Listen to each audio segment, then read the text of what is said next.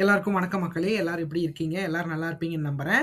நாம இந்த காணொளியில என்ன பார்க்க போறோம் அப்படின்னு பார்த்தீங்க அப்படின்னா, 2026 சட்டப்பேரவைத் தேர்தல் தமிழ்நாட்டுல நடக்கப் போற காரணத்தினால, எந்தெந்த கட்சிகள் எப்படியெல்லாம் வாக்கு சதவீதங்கள் வாங்கியிருக்காங்க, எப்படியெல்லாம் வந்து அவைங்க வெற்றி பெற்றிருக்காங்க, வரப்போகும் தேர்தல்கள்ல அவைங்களோட வாக்குகள் எப்படி இருக்கப் போகுது அப்படிங்கிறத நம்ம பார்க்க போறோம். அந்த வகையில நம்ம இன்னைக்கு பார்க்க போற தொகுதி என்ன அப்படின்னு பார்த்தீங்க அப்படின்னா, சேலம் மாவட்டத்துல இருக்க ஏற்காடு தொகுதி தான் பார்க்க போறோம். மிகச்சிறந்த ஒரு ஒரு என்னன்னா, சேலத்தோட நுரையீரல் அப்படிங்கிறத சொல்லலாம். பசுமை மிகுந்த பகுதியான ஏற்காட பார்க்கலாம் வாங்க. அதுக்கு முன்னாடி நம்ம சேனல சப்ஸ்கிரைப் பண்ணிக்கங்க. ஏற்காடு தொகுதிய பொறுத்தளவுக்கு பார்த்தீங்க அப்படின்னா, சுதந்திரம் பெற்றதற்கு பின் 15 முறை இந்த இடத்துல எலக்ஷன்கள் நடந்திருக்கு. இந்த 15 முறை எலக்ஷன்கள்ல அதிமுக 1977, 1980, 1989, 1991, 2001, 2011, 2016, 2021ல வெற்றி பெற்றிருக்காங்க. அடுத்து திமுக பார்த்தீங்க அப்படின்னா, 1967, 1971, 1996, 2006ல வெற்றி பெற்றிருக்காங்க. இந்திய தேசிய காங்கிரஸ் 1957லயும் 62, 84ல வெற்றி பெற்றிருக்காங்க அப்படிங்கிறது குறிப்பிடத்தக்கது. ஆக மொத்தத்துல 15 முறை எலக்ஷன்கள்ல அதிமுக 8 முறையும், திமுக 4 முறையும், இந்திய தேசிய காங்கிரஸ் 3 முறையும் இந்த இதுல வெற்றி பெற்றிருக்காங்க அப்படிங்கிறது குறிப்பிடத்தக்கது. அடுத்து ஏற்காடு தொகுதி சட்டமன்ற தேர்தல் நிலவரங்கள பார்த்துரலாம். அந்த வகையில பார்த்தீங்க அப்படின்னா, நம்ம 2 சட்டமன்ற தேர்தல் பார்க்க போறோம். 2016, 2021. 2016 பொறுத்தமட்டில் பார்த்தீங்க அப்படின்னா, அந்த தொகுதியில அதிமுக சார்புல சித்ரா 1,562 வாக்குகளும் 45.80% பெற்று அவங்க வெற்றி பெற்றிருக்காங்க அப்படிங்கிறது குறிப்பிடத்தக்கது. அடுத்து திமுக சார்புல தமிழ்ச்செல்வன் அப்படிங்கிறவர் போட்டியிட்டு இருக்காரு. அவர் 83,128 வாக்குகளும் 37.90% பெற்றிருக்காரு அப்படிங்கிறது குறிப்பிடத்தக்கது. அடுத்து பாட்டாளி மக்கள் கட்சி சார்புல இந்த இடத்துல செல்வம் அப்படிங்கிறவர் போட்டியிட்டு இருக்காரு. அவரு 17,998 வாக்குகளும் 8.2% பெற்று இந்த இடத்துல வந்து அவங்க 3ஆம் இடத்தை பிடிச்சிருக்காங்க. அடுத்து 2021 தேர்தலை பொறுத்தமட்டில் பார்த்தீங்க அப்படின்னா, அந்த தொகுதியில மீண்டும் அதிமுக தான் வெற்றி பெற்றிருக்காங்க. அதிமுக சார்புல பார்த்தீங்க அப்படின்னா, சித்ரா அவங்க தான் மறுபடியும் போட்டிட்டு இருக்காங்க. அவங்க 1,21,561 வாக்குகளும் 51.30% பெற்று மிகப்பெரிய வெற்றியை அவங்க பதிவு செஞ்சிருக்காங்க. அடுத்து திமுக சார்புல பார்த்தீங்க அப்படின்னா, தமிழ்ச்செல்வன் மறுபடியும் போட்டிட்டு இருக்காரு. அவரு 95,606 வாக்குகளும் 40.40% பெற்று இந்த இடத்துல வந்து அவரு 2ஆம் இடத்தை பிடிச்சிருக்காரு. அடுத்து நாம் தமிழர் கட்சி சார்புல ஜோதி அப்படிங்கிறவங்க போட்டிட்டு இருக்காங்க. அவங்க 13,308 வாக்குகளும் 5.6% பெற்று இந்த இடத்துல வந்து அவங்க 3ஆம் இடத்தை பிடிச்சிருக்காங்க அப்படிங்கிறது குறிப்பிடத்தக்கது. அடுத்து ஏற்காடு மக்களவை தேர்தல் நிலவரங்கள் பார்த்துடலாம். அந்த வகையில நாம 2 மக்களவை தேர்தல் நிலவரங்கள் இதுலயும் பார்க்க போறோம். 2019, 2024. 2019 பொறுத்தமட்டில் பார்த்தீங்க அப்படின்னா, இந்த தொகுதி கள்ளக்குறிச்சி நாடாளுமன்ற தொகுதியா வரும். 2019 பொறுத்தமட்டில் இந்த இடத்துல திமுக தான் வெற்றி பெற்றிருந்தாங்க. திமுக சார்புல கௌதம் சிகாமணி அப்படிங்கிறவங்க போட்டிட்டு இருந்தாங்க. அவங்க 1,22,293 வாக்குகளும் 53.44% பெற்று இந்த இடத்துல வந்து மிகப்பெரிய வெற்றியை அந்த வாக்குகளை இந்த இடத்துல அதிகமா வாங்கியிருக்காங்க அப்படிங்கிறது குறிப்பிடத்தக்கது. அடுத்து அதிமுக சார்புல சுதீஷ் அதிமுக கூட்டணியில அவர் வந்து தேமுதிகவோட இதுல போட்டிட்டாரு. அவர் சுதீஷ் அப்படிங்கிறவர் போட்டிட்டு 49,378 வாக்குகளும் 21.58% பெற்று இந்த இடத்துல வந்து அவங்க ஒரு குறைந்தபட்ச அதிமுக கூட்டணி மிகப்பெரிய அளவுல 2019 அடி வாங்கியிருந்தாங்க அப்படிங்கிறது நம்மளுக்கு குறிப்பிடத்தக்கது. அடுத்து நாம் தமிழர் கட்சி சார்புல ஷராயுதீன் அப்படிங்கிறவர் போட்டிட்டு இருக்காரு. அவருக்கு பாத்தீங்க அப்படின்னா 3,338 வாக்குகளும் 1.46% பெற்று இந்த இடத்துல வந்து அவங்க மிக குறைவான அளவுல வாக்குகள் வாங்கியிருக்காங்க அப்படிங்கிறது குறிப்பிடத்தக்கது. அடுத்து 2024 தேர்தலை ஒப்பிடுறப்ப பார்த்தீங்க அப்படின்னா, அந்த தொகுதியில மீண்டும் வந்து திமுக சார்புல மலையரசன் அப்படிங்கிறவர் கள்ளக்குறிச்சி தொகுதியில வெற்றி பெற்றிருக்காரு. அவர் பார்த்தீங்க அப்படின்னா 1,385 வாக்குகளும் 45.38% பெற்று இந்த இடத்துல வந்து அவரு மறுபடியும் வந்து மிகப்பெரிய வெற்றியை பதிவு செஞ்சிருக்காரு அப்படிங்கிறது குறிப்பிடத்தக்கது. அடுத்து அதிமுக சார்புல அதிமுக தனிச்சு போட்டியிட்டு குமரகுரு அப்படிங்கிறவர் போட்டியிட்டாரு. அவர் 92,528 வாக்குகளும் 40.43% பெற்று மிகப்பெரிய அளவுல வாக்குகள் வந்து அதிமுக தனிச்சு இந்த இடத்துல வாங்கியிருக்காங்க அப்படிங்கிறது குறிப்பிடத்தக்கது. அடுத்து என்டிஏ சார்புல பாத்தீங்க அப்படின்னா, பாட்டாளி மக்கள் கட்சி சார்புல தேவதாஸ் ராமசாமி அப்படிங்கிறவர் போட்டியிட்டாரு. அவர் 16,216 வாக்குகளும் 7.09% பெற்று இந்த இடத்துல வந்து அவங்க ஒரு அதாவது 2016ல எவ்வளவு வாக்குகள் வாங்கியிருந்தாங்களோ அந்த வாக்குகளை இந்த இடத்துல வந்து அப்படி கொஞ்சம் குறைஞ்சிருந்தாலும் வாங்கியிருக்காங்க அப்படிங்கிறது குறிப்பிடத்தக்கது. அடுத்து நாம் தமிழர் கட்சி சார்பில் ஜெகதீஷன் அப்படிங்கிறவர் போட்டிக்கிட்டு 16,248 வாக்குகளும் 7.10% பெற்று இந்த இடத்துல வந்து அவங்க 4ஆம் இடத்தை பிடிச்சிருக்காங்க அப்படிங்கிறது குறிப்பிடத்தக்கது. ஆக மொத்தத்துல பாத்தீங்க அப்படின்னா, அதிமுகவுக்கு இந்த தொகுதி மிகப்பெரிய அளவுல தனிச்சு கூட வாக்குகள் வந்து மிக அதிகமா இருக்கு. அடுத்து ஏற்காடு தொகுதி 4 தேர்தல் நிலவரங்கள் பார்த்துடலாம். கடந்த 4 தேர்தல்கள்ல எப்படியெல்லாம் வாக்குகள் வந்து ஏற்காட்டுல பதிவாயிருக்கு அப்படிங்கிறத பார்க்கலாம். அந்த வகையில நம்ம அதிமுக பொறுத்தமட்டில் பார்த்தீங்க அப்படின்னா, 2016ல 45.80%, 2019ல 21.58%, 2021ல 51.30%, 2024ல 40.43% பெற்று இந்த இடத்துல வந்து வாக்குகள் வெற்றி பெறும் அளவிற்கு வாக்குகளை வந்து அவங்க சேகரிச்சு வச்சிருக்காங்க அப்படிங்கிறதுல எந்த ஒரு ஐயமும் இல்ல.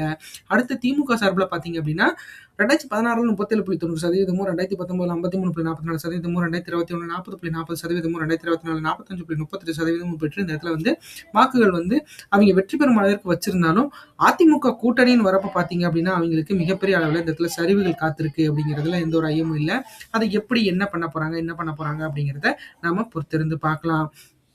அடுத்தது பார்த்தீங்க அப்படின்னா நம்மளுக்கு நாம் தமிழரை பொறுத்த மட்டில் பார்த்தீங்க அப்படின்னா 2016ல 0.60%, 2019ல 1.46%, 2021 5.6%, 2024 7.10% மட்டும் பெற்று இந்த இடத்துல வாக்குகள் வந்து ஒரு குறைந்தபட்ச வாக்குகளை வந்து அவங்க பெற்றுக்கிட்டு இருக்காங்க அப்படிங்கிறதுல எந்த ஒரு ஐயமும் இல்லை. ஏன்னா அவங்கள பொறுத்தளவுக்கு பார்த்தீங்க அப்படின்னா எல்லா தொகுதியிலும் அவங்களுக்கு வாக்குகள் வந்து ஒரு கணிசமான வாக்குகள் கிடைச்சிட்டு இருக்கு அப்படிங்கிறதுல நம்மளுக்கு பார்த்தாலே தெரியுது. ஸோ அது எந்த அளவுக்கு எப்படி இருக்க போது, என்ன பண்ண போறாங்க அப்படிங்கிறத நம்ம பொறுத்திருந்து பார்க்கலாம். அடுத்து ஏற்காடு தொகுதி வாக்காளர்கள் பத்தி பார்த்துடலாம். அந்த வகையில மொத்த வாக்காளர்களா 2,63,727 பேர் வாக்காளர்களா பதிவு செய்யப்பட்டிருக்காங்க. இந்த வாக்காளர்கள் வந்து அந்த சர் வந்து அதாவது தொகுதி வாக்காளர்கள் மறுசீரமைப்புக்கு பின் பார்த்தீங்க அப்படின்னா அந்த வாக்காளர்கள் இந்த பட்டியல் எடுத்தது. அந்த வகையில் இங்க 2,63,724 பேர் வந்து வாக்காளர்களா பதிவு செய்யப்பட்டிருக்காங்க. அதுல 1,29,442 ஆண்களும் 1,34,265 பெண்களும் இந்த இடத்துல வாக்காளர்களா பதிவு செய்யப்பட்டிருக்காங்க அப்படிங்கிறது குறிப்பிடத்தக்கது. 3ஆம் பாளையத்தவர்கள் 17 பேர் இந்த இடத்துல வாக்காளர்களா பதிவு செய்யப்பட்டிருக்காங்க. அடுத்து வாக்காளர்களே ஏஜ் வைஸ் கேட்டகரி பார்த்துருவோம். அந்த வகையில பார்த்தீங்க அப்படின்னா 18 வயசுல இருந்து 34 வயசு வரைக்கும் இருக்கீங்க பார்த்தீங்க அப்படின்னா 43,751 ஆண்களும் 45,382 பெண்களும் இந்த இடத்துல வாக்காளர்களா பதிவு செய்யப்பட்டிருக்காங்க அப்படிங்கிறது குறிப்பிடத்தக்கது. அடுத்து 35 வயசுல இருந்து 54 வயசு வரைக்கும் இருக்கீங்க பார்த்தீங்க அப்படின்னா 55,401 ஆண்களும் 57,465 பெண்களும் இந்த இடத்துல வாக்காளர்களா பதிவு செய்யப்பட்டிருக்காங்க. அடுத்து 54 வயசுல இருந்து 65 வயசுக்கு மேல இருக்கீங்க பார்த்தீங்க அப்படின்னா 30,289 ஆண்களும் 31,418 பெண்களும் இந்த இடத்துல வாக்காளர்களா பதிவு செய்யப்பட்டிருக்காங்க அப்படிங்கிறது குறிப்பிடத்தக்கது. ஆக மொத்தத்துல பார்த்தீங்க அப்படின்னா யங்ஸ்டர்ஸோட வளர்ச்சி அதாவது வாக்காளர்கள் விகிதம் வந்து இந்த இடத்துல கொஞ்சம் அதிகமாகவே இருக்கிறது அப்படிங்கிறத நம்ம பார்த்தோன்னே தெரியுது. அடுத்து ஏற்காடு தொகுதி வாக்குப்பதிவு சதவீதங்கள் கடந்த 8 தேர்தல்களில் எப்படியெல்லாம் வாக்குப்பதிவுகள் சட்டமன்ற தேர்தலில் பதிவாயிருக்கு அப்படிங்கிறத பார்க்கலாம். அந்த வகையில பார்த்தீங்க அப்படின்னா 1989ல 59.30%, 1991ல 61.30%, 1996ல 64%, 2001ல 61%, 2006ல 72.50%, 2011ல 85.40%, 2016ல 84.80%, 2021ல 86.70% வாக்குகள் இந்த இடத்துல பதிவாயிருக்கு. உண்மையாலுமே சொல்ற மக்களே, ஏற்காடுங்கிறது ஒரு மலைப்பாங்கான இடம். அந்த இடத்துல வாக்குகள் வந்து 86% பண்ணியிருக்காங்க அப்படின்னா அது ஒரு நல்ல விஷயமா தான் கருதப்படுது. ஏன்னா சிட்டி பேஸ்டு மக்கள் எல்லாம் வந்து பார்த்தீங்க வாக்களிக்க மிக அளவில் தயங்கிட்டு இருக்கப்போ தன்னோட மக்கள் வந்து மிகப்பெரிய அளவில் வந்து தன்னோட வேட்பாளர்களை தேர்ந்தெடுக்கிறதுக்கு மிக ஆர்வமாக இருக்காங்க அப்படின்னு நினைக்கிறப்ப மிக மிக சந்தோஷமா இருக்கு மக்களே. இதே மாதிரி கீப் அப் பண்ணுங்க. கண்டிப்பா பார்த்தீங்க அப்படின்னா 2026 தேர்தல் வாக்குப்பதிவு எதிர்பார்ப்பு சதவீதத்தை பொறுத்தளவுக்கு 85.63% வாக்குகள் பதிவாகிறதுக்கு வாய்ப்புகள் இருக்கிறத நம்மளால பார்க்க முடியும். இதெல்லாம் எலெக்ஷன் கமிஷனையும் சும்மா சொல்லக்கூடாது. அவங்க எல்லாம் மலைப்பாங்கான இடத்துல போய் இவ்வளோ வாக்குகள் வந்து அவங்க சேகரித்து வச்சிருக்காங்க அப்படிங்கிறது ஒரு நல்ல விஷயமா கருதப்படுது மக்களே. இது கண்டிப்பாக வந்து எலெக்ஷன் கமிஷன் அப்படியே தொடருவாங்க அப்படிங்கிறதுல எந்த ஒரு ஐயமும் இல்லை. மக்கள் 100 பண்ணி கொடுத்து எலெக்ஷன் கமிஷனுக்கு மிகப்பெரிய அளவில் ஒரு பிரமிப்பை உண்டு பண்ணுவாங்க இந்த இடம் அப்படிங்கிறதுல எந்த ஒரு ஐயமும் இல்லை. அடுத்து பார்த்தீங்க அப்படின்னா ஏற்காடு தொகுதி வாக்கு எதிர்பார்ப்பு 2026 பொறுத்த மட்டும் யார் ஜெயிப்பாங்க அப்படின்னு பார்த்தீங்க அப்படின்னா அதிமுக கூட்டணி வெற்றி பெறுவதற்கான சாத்தியக்கூறுகள் அதிகமாக இருக்கு மக்களே. ஏன்னா அதிமுக பொறுத்த மட்டும் பார்த்தீங்க அப்படின்னா இந்த தொகுதியில் ஒரு நல்ல வாக்குகளை வந்து அவங்க ஹோல்ட் பண்ணி வச்சிருக்காங்க. அந்த வகையில் பார்க்குறப்ப 42.68%, 96,391 வாக்குகளுக்கு மேலே பெறுவதற்கு வாய்ப்புகள் இருக்கு. ஏன்னா அதிமுக கூட்டணியை பொறுத்தளவுக்கு பார்த்தீங்க அப்படின்னா அவங்க கண்டினியூஸாக இந்த இடத்துல வந்து 3 முறை வெற்றி பெற்றிருக்கிறாங்க. ஸோ இந்த தடவை வெற்றி பெறும் முனைப்பில் வந்து மிகப்பெரிய அளவில் அவங்க வாக்குகளை வந்து அவங்க வச்சிருக்காங்க அப்படிங்கிறதுல ஏன்னா 2024 தேர்தலை பொறுத்தளவுக்கு பார்த்தீங்க அப்படின்னா இந்த தொகுதியில தனிச்சு அவங்க வந்து 90,000 வாக்குகளுக்கு மேல பெற்றிருக்காங்க. அதாவது வெற்றி பெற்ற வாக்காளர்கள் 1,00,000 வாக்குகள் அப்படின்னா போட்டிட்ட ரன்னர் பார்த்தீங்க அப்படின்னா அதுவும் தனிச்சு, அதாவது 8 பேர் சேர்ந்து ஒருத்தருக்கு வந்து இந்த பலம் கொடுத்துருக்காங்க அப்படிங்கிறதுல எந்த ஒரு ஐயமும் இல்லை. ஸோ அந்த வகையில் பார்க்குறப்ப மிக குறைவான வாக்குகள் நம்ம சொல்ல முடியாது. ஏன்னா குறைவான வாக்குகளா இருந்தாலும் ஒரு 10,000 வாக்குகள் தான் வித்தியாசம் இருக்கு. அந்த 10,000 பேரும் கண்டிப்பா வந்து இந்த தடவ அதிமுகவுக்கு போட்டு பார்க்கலாமா அப்படிங்கிற மாரி இருந்துச்சு அப்படின்னா, அவ்வளோதான். அந்த இது வந்து கண்டிப்பா வந்து கொஞ்சம் மாற்றம் அடையறதுக்கு வாய்ப்புகள் இருக்கு. ஸோ அது எந்த மாரி எப்படி பண்ண போறாங்க அப்படிங்கிறத நம்ம பொறுத்திருந்து பார்க்கலாம். ஏன்னா அதிமுகவ பொறுத்தமட்டில் பார்த்தீங்க அப்படின்னா, சேலத்த மிகப்பெரிய அளவுல இங்க கைக்குள்ள வச்சிருக்காங்க மக்களே. அது இந்த தடவையும் தொடரும் அப்படிங்கிறதுல எந்த ஒரு ஐயமும் இல்ல. ஏன்னா அதிமுகவ பொறுத்தமட்டில் அவங்க வந்து கண்டிப்பா வந்து பார்க்கலாம். அது என்ன தடவை இது எப்படி பண்ண போறாங்க, என்ன பண்ண போறாங்க அப்படிங்கிறத பொறுத்து நம்ம பார்க்கலாம் மக்களே. அடுத்து பார்த்தீங்க அப்படின்னா, திமுக கூட்டணிய பொறுத்தளவுக்கு பார்த்தீங்க அப்படின்னா 35.03% 79,099 வாக்குகளுக்கு மேல பெறுவதற்கு வாய்ப்புகள் இருக்கு. ஏன்னா, திமுக கூட்டணிய பொறுத்தளவுக்கு பார்த்தீங்க அப்படின்னா, இந்த இடத்துல வந்து அவங்க கன்டினியூஸ் வந்து அந்த அவங்க பலம் வாய்ந்த கூட்டணிகள் வந்து இந்த இடத்துல இருக்கு அப்படிங்கிறது நமக்கு தெரியுது. ஸோ அந்த வகையில பார்க்குறப்ப பார்த்தீங்க அப்படின்னா, இந்த தொகுதி ஒரு கணிசமான வாக்குகள் வந்து அவைங்க வச்சிருக்காங்க அப்படிங்கிறதுல நம்மளுக்கு உறுதியா தெரியுது. ஸோ அந்த வாக்குகள் வந்து இந்த தடவ வந்து எப்படி வந்து ஏன்னா அவைங்கள பொறுத்தளவுக்கு இந்த தொகுதியில 2006ல வந்து வெற்றி பெற்றிருக்காங்க. அதுக்கப்புறம் வந்து அவங்களால வெற்றி பெற முடியல அப்படிங்கிறது நம்மளுக்கு உறுதியா தெரியுது. ஸோ இந்த தடவையும் தொடருமா? ஏன்னா திமுக பொறுத்தவரைக்கும் பார்த்தீங்க அப்படின்னா, நெறைய இடத்துல வந்து அதிமுகவோட கோட்டைய அவங்க தகர்த்தாலும், சேலம்னு வரப்ப பார்த்தீங்க அப்படின்னா, கொஞ்சம் திணறியிருக்காங்க. ஸோ சேலம், கோயம்புத்தூர் இது 2யும் பார்த்தீங்க அப்படின்னா, மிகப்பெரிய அளவுல வந்து அவங்க ஹோல்ட் பண்ணி வச்சிருக்காங்க அதிமுக கூட்டணி. ஸோ இந்த தடவையும் அந்த மாரி தான் இருக்கும் அப்படிங்கிறதுல எந்த ஒரு ஐயமும் இல்ல. சரி பார்க்கலாம். அது ஏன்னா அரசியல்னு பொறுத்தளவுக்கு பார்த்தீங்க அப்படின்னா, அது என்ன வேணாலும், எப்ப வேணாலும் மாறும் மக்களே. ஸோ அதெல்லாம் நம்ம உறுதியா சொல்ல முடியாது. பட் ஆனா, இது நடக்க போகுதுங்கிறது கருத்து கணிப்பு நம்ம சொல்லலாம். ஏன்னா, அதுக்கு நம்மளுக்கு வந்து நம்மளுக்கு வந்து அதுக்கு திறனும் இருக்கு, ரைட்ஸும் இருக்கு. பட் இதுதான் நடக்கும் அப்படிங்கிறத வந்து அந்த அரசியலுக்குள்ள இருக்கிறவைங்களே ஏன்னா ஏன்னா ஒரு படம் எடுத்தாங்கன்னா என்னென்ன சொல்லுவாங்க? கண்டிப்பா என் படம் வெற்றி பெறும் அப்படிங்கிற மாரி தான் சொல்லுவாங்க. ஸோ அந்த மாரி தான் இதுவும் என்னோட கட்சி வெற்றி பெறும் அப்படிங்கிறத அடிமட்ட தொண்டன் வரைக்கும் அவங்க யோசிச்சு வச்சிருப்பாங்க. ஆனா அந்த மக்களோட நிலை எப்படி இருக்கு அப்படிங்கிறத நம்ம பார்த்து, அத வந்து நம்ம அனலைஸ் பண்ணணும். ஸோ அந்த மாரி தான் இது பண்ணியிருக்கோம். பார்க்கலாம். அது எந்த மாரி எப்படி இருக்க போகுது, என்ன பண்ண போறாங்க அப்படிங்கிறத நாம பொறுத்திருந்து பார்க்கலாம். அடுத்து நாம் தமிழர பொறுத்தமட்டில் பார்த்தீங்க அப்படின்னா 7.43% 16,780 வாக்குகளுக்கும் மேல பெறுவதற்கு வாய்ப்புகள் இருக்கு. ஏன்னா, நாம் தமிழர பொறுத்தமட்டில் பார்த்தீங்க அப்படின்னா, இப்போ வரைக்கும் அவைங்க வந்து தனிச்சு தான் போட்டியிடுவேன் அப்படிங்கிறத அவங்க உறுதியா தெரிவிச்சுட்டு இருக்காங்க மக்களே. அவைங்க தனிச்சு போட்டிட்டாங்கன்னா இவ்வளோ வாக்குகள் ஏன்னா ப்ரீவியஸ் தேர்தல்கள்ல அவ்வளோதான் வாங்கியிருக்காங்க. ஸோ இதுக்கு மேல மக்கள் மிகப்பெரிய அளவுல போராடி, அதாவது போராடினா பிரச்சாரங்கள் பண்ணி, மக்கள் மனதங்கள மாற்றி, சீமான் அவர்கள் மாற்ற எப்படி பண்ண போறாரு அப்படிங்கிறத பொறுத்திருந்து பார்க்கலாம். ஏன்னா, அவர பொறுத்த அளவுக்கு பார்த்தீங்க அப்படின்னா, தனக்குன்னு ஒரு கூட்டம் இருக்கு. ஸோ அந்த கூட்டத்த வச்சு நான் வந்து எந்த ஒரு கட்சிக்கும் நான் வந்து டஃப் கொடுக்க தயாரா ஆனா ஆனா வந்து என்னோட வெற்றிய நான் வந்து பதிவு செய்யறதுக்கு நான் எப்பயுமே காத்திருப்பேன் அப்படிங்கிறத வந்து அவரு வந்து உறுதியா தெரிவிச்சுட்டு இருக்காரு. ஸோ அவரோட நினைப்பு போலயே கண்டிப்பா அவரோட மனசுக்கு இங்க நல்லது நடக்கணும் அப்படின்னு என்னோட ஆசையா இருக்கு. பார்க்கலாம் அது எப்படி நடக்க போகுது அப்படின்ட்டு. அடுத்து தமிழகத்துக்கு பொதுவரவா வந்திருக்க தமிழக வெற்றி கழகத்தோட நிலை பொறுத்த அளவுக்கு 13.56% 30,632 வாக்களுக்கு மேல பெறுவதற்கு வாய்ப்புகள் இருக்கு. ஏன்னா தமிழக வெற்றி கழகத்த பொறுத்த அளவுக்கு பார்த்தீங்க அப்படின்னா, இந்த தொகுதி இதுதான் ஃபர்ஸ்ட் டெபிட் அதாவது இதுதான் முதல் தேர்தல் அப்படிங்கிற காரணத்தினால, கண்டிப்பா வந்து அவங்களுக்கு நெறைய பிரச்சனைகள் காத்துக்கிட்டு இருக்கு. ஏன்னா, அவங்க இதெல்லாம் ஃபேஸ் பண்ணா தான் இந்த எலக்ஷன்கள்ல இவ்வளோ இவ்வளோ பிரச்சனைகள் இருக்கா அப்படிங்கிறத அவங்களுக்கு தெரியப்படுத்த முடியும். ஸோ அத எந்த அளவுக்கு எப்படி பண்ண போறாங்க, என்ன பண்ண போறாங்கன்னு தெரியல மக்களே. அவங்கள பொறுத்த அளவுக்கு பார்த்தீங்க அப்படின்னா, அவங்க கான்ஸ்டன்ட்டா இருக்காங்க. கண்டிப்பா வந்து விஜய் அவர்கள் தான் முதலமைச்சர் வேட்பாளராக இருக்காரு அப்படிங்கிறதுல அவங்க உறுதியா இருக்காங்க மக்களே. ஸோ அவங்கள பொறுத்த அளவுக்கு பார்த்தீங்க அப்படின்னா, பார்க்கலாம். அது ஏன்னா அவங்கள பொறுத்தளவுக்கு அவங்களோட அவங்களோட நினைப்புகள் நிறைவேறதுக்கு என்னோட வாழ்த்துக்கள தெரிவிச்சுக்கிறேன்.